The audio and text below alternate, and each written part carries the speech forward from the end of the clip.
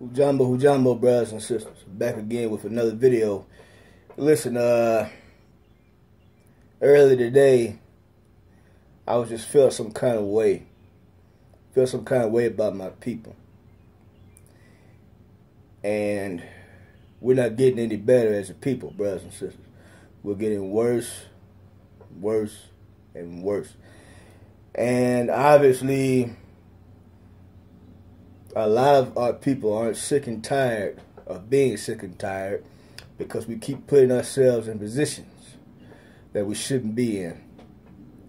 We really do. Now, I understand that the so-called media likes to fix it and make it where it's all black people committing all the crimes. It's all of our people doing this. It's all of our people doing that. When in actuality, it's the other way around, because there's more white people in America than black people. So quite naturally, you're going to have more white people doing crime and committing crime. You're going to have more white people on public assistance programs such as Section 8, welfare, and all that good stuff. But see, this isn't about them, okay? Let me tell y'all something. A great majority might not agree with me, and a great majority will. But I can't get mad at white people for showing white pride.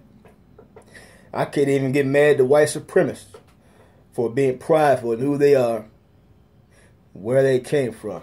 I can't get mad at that. It's called self-preservation. When you got the white racists that see a black man and a white woman walk down the street hand in hand, I can't get mad at him for being upset about that. For the simple fact that I don't like seeing a white man hand in hand with a black woman. It has nothing to do with being racist or anything like that. It's basically about self-preservation. That's what it's about, self-preservation. Maybe white people and all other nationalities understand the law of self-preservation. We as black people are the only ones that don't understand the law of self-preservation. So I can't get mad at them for not wanting to be around us in that way. Okay? Because they care enough about their race to not dilute it. And the reason why I'm doing this video is because I care enough about my race, not only to not dilute it, but I care enough about my race to see that we're going down the wrong path. We're going down the wrong path in a mighty way. And I cannot just sit there passively and not try to do anything about it, or put some videos out there to encourage our people to do better about themselves. If it takes 100 videos, if it takes 1,000,000 videos to save 1 or 2 people from going down the wrong path and to help them to do better with themselves and their lives, I'm willing to do it. I'm willing to do it because I am so sick and tired of turning on the news, and all the time I see us is in a negative light. I'm sick of it. You should be sick of it. The whole world is sick of it. The whole world is sick of us. Don't you know, black man and black woman, we are the laughing stock of the world. We're the world's biggest joke. We're the joke of the world. Everybody looks at us, points their fucking finger, and laughs their asses off. We provide them entertainment, whether it be negative or positive. We provide them entertainment. Aren't you tired of being someone's entertainment? Aren't you tired of the giggles and the laughs? I am. We've got to do better, people. We've got to do better. Otherwise, there's going to be no tomorrow for us. There's going to be no tomorrow for our generation coming up, nor the generation to come. It's not. And it's sad. It's sad. We've got to do better. We've got to wake up. We have got to wake up. The book of Hosea says, I think it's 5-4 or 4-5, one or the other, or 4-6s, one of the three. I can't quite remember, but it says, "My people struggle for lack of knowledge." We struggle for lack of knowledge. Lack of knowledge in what? Lack of knowledge of who we are, where we came from, and where our inheritance lies. We don't know who we are. We don't know who we are. And the sad part is we don't care. But a lot of us don't care. And that's even worse. It's worse that you know, but you don't do better. If somebody doesn't know, if somebody's ignorant of the fact, then that's different. We can pull their coattail and try to school them. But once you know and you just don't give a fuck, that's a bad thing. And a lot of you probably will say, "I don't care. I don't care what they think of me." You ought to care what they think of you.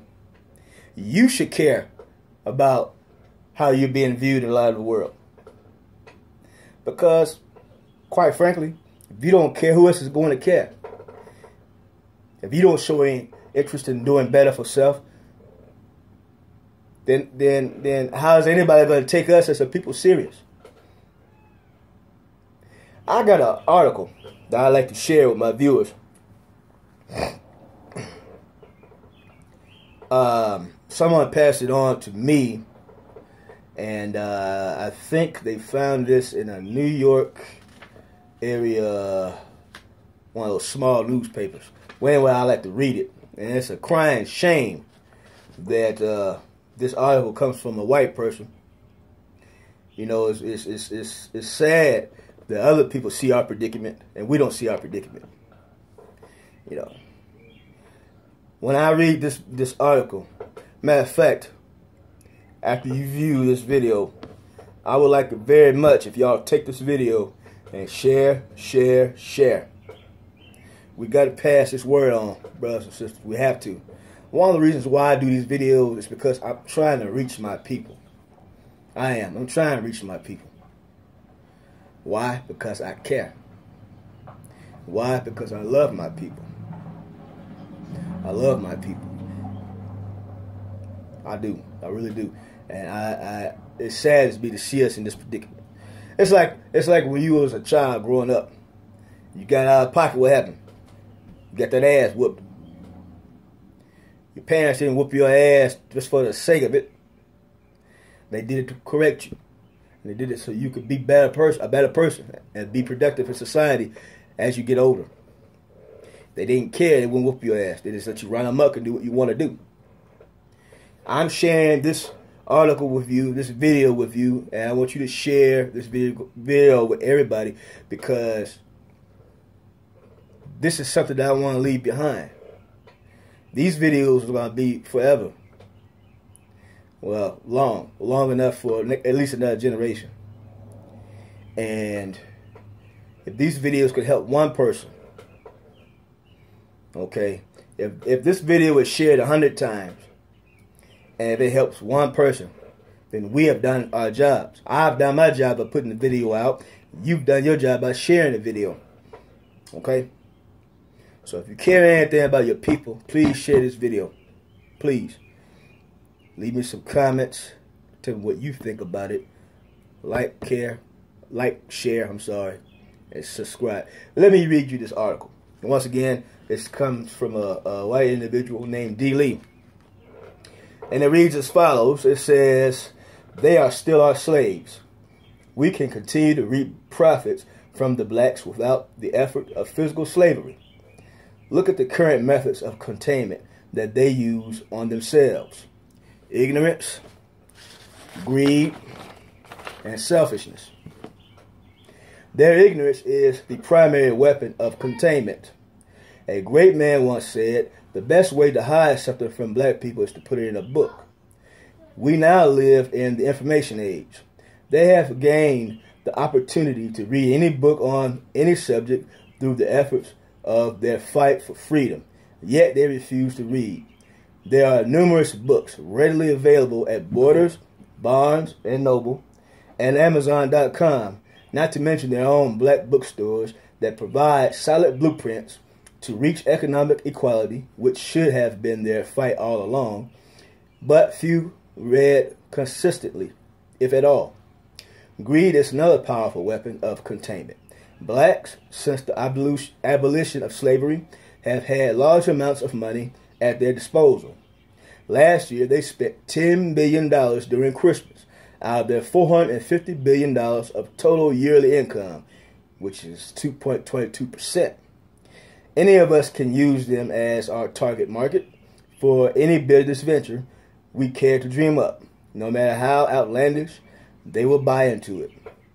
Being primarily a consumer people, they function totally by greed. They continually want more, with little thought for saving or investing. They would rather buy some new sneakers than invest in starting a business. Some even neglect their children to have the last Tommy or Fubu.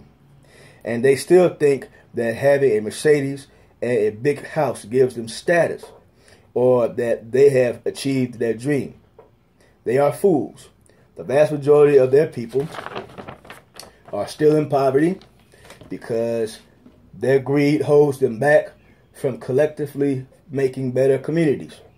With the help of BET and the rest of their black media that often broadcasts destructive images into their own homes, we will continue to see huge profits like those of Tommy and Nike. Tommy Hilfiger has even jeered them, saying that he doesn't want their money. And look at how the fools spend more with him than ever before.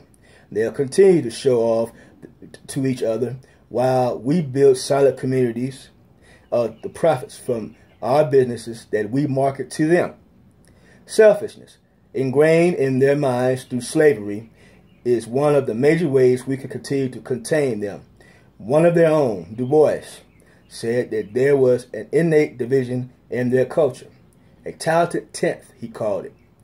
He was correct in his deduction that there are segments of their culture that has achieved some form of success. However, that segment missed the fullness of his work. They didn't read that the talented tenth was then responsible to aid the non-talented 90% in achieving a better life. Instead, that segment has created another class, a boopy class that looks down on their people or aids them in a condescending manner. They will never achieve what we have. Their selfishness does not allow them to be able to work together on any project or endeavor of substance. When they do get together, their selfishness lets their egos get in the way of their goals. Their so-called help organizations seem to only want to promote their name without making any real change in their community.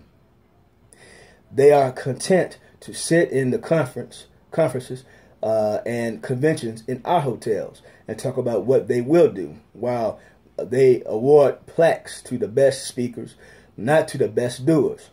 Is there no end to their selfishness? They steadfastly refuse to see that together each achieves more, or team. They do not understand that they are no better than each other because of what they own. As a matter of fact, most of those buppies are but 1 or 2 paychecks away from poverty, all of which is under the control of our pens in our offices and in our rooms. Yes, we will continue to contain them as long as they refuse to read, continue to buy anything they want, and keep thinking that they are helping their communities by paying dues to organizations which do little other than hold lavish conventions in our hotels. By the way, don't worry about any of them reading this letter. Remember, they don't read. Once again, this is coming from a white individual. Sad but true. Sad and shameful. Leave me some comments in the comment section. Like, share, please share, and share again. Comment, like, subscribe. Query. Till next time. Peace.